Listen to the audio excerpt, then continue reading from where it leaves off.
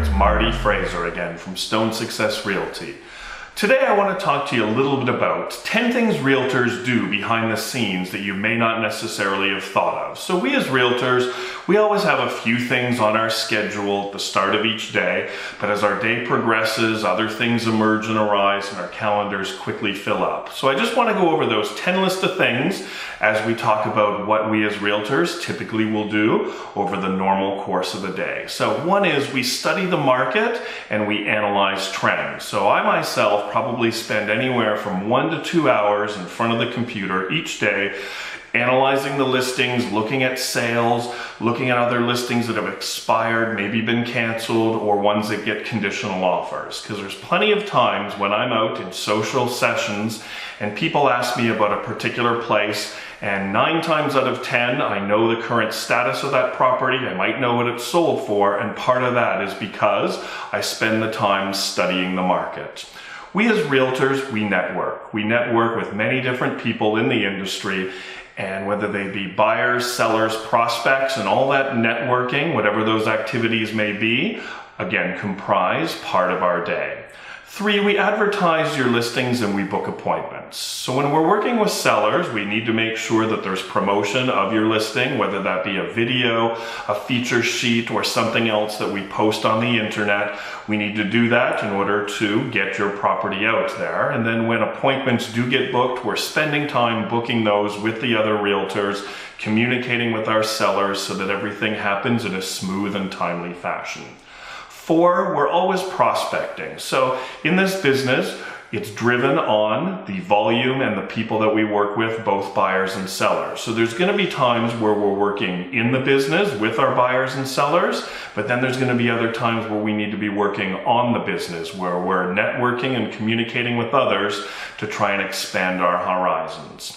So 5 is we're sending you listings. So when we're working with buyers, we're in front of the computer, we're seeing a new house or a new property that's come on the market.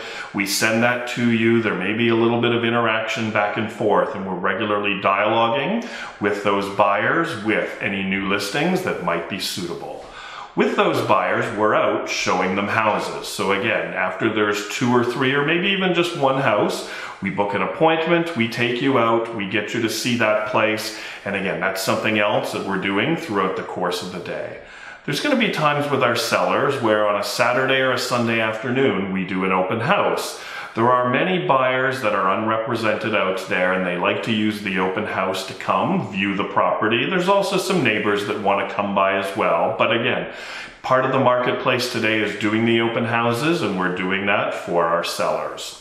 Number 8 here, we're writing up offers for buyers and we're negotiating offers with our sellers. So you've got buyers, you've got sellers, there's going to be paperwork that gets exchanged back and forth. So with buyers, you're getting offers signed, you're sending them to them, you're meeting them in person, and that's going to take a little bit of time. Then on the other side with the sellers, same goes, there's an exchange of paperwork, and in between there as well, we're also negotiating with that other realtor.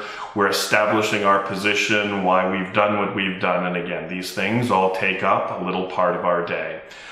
The other item here, we attend home inspections. So when we've got a buyer, we've negotiated a deal. Now we need to go with the home inspector and the buyer and tour around the house so that the home inspector can educate them on the new house that they've just purchased. And again, that all takes a little bit of time.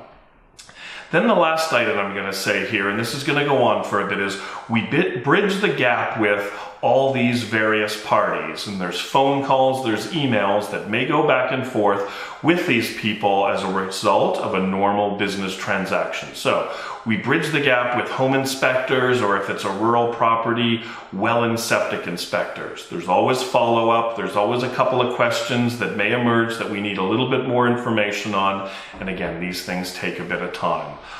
Next 3 people here, mortgage professionals, lawyers, and appraisers. Again, they all play a role with each purchase or sale transaction. And again, we're in touch with each of these people. There might be emails, there might be phone calls on varying degrees of business that we need to look after on behalf of our buyers and sellers.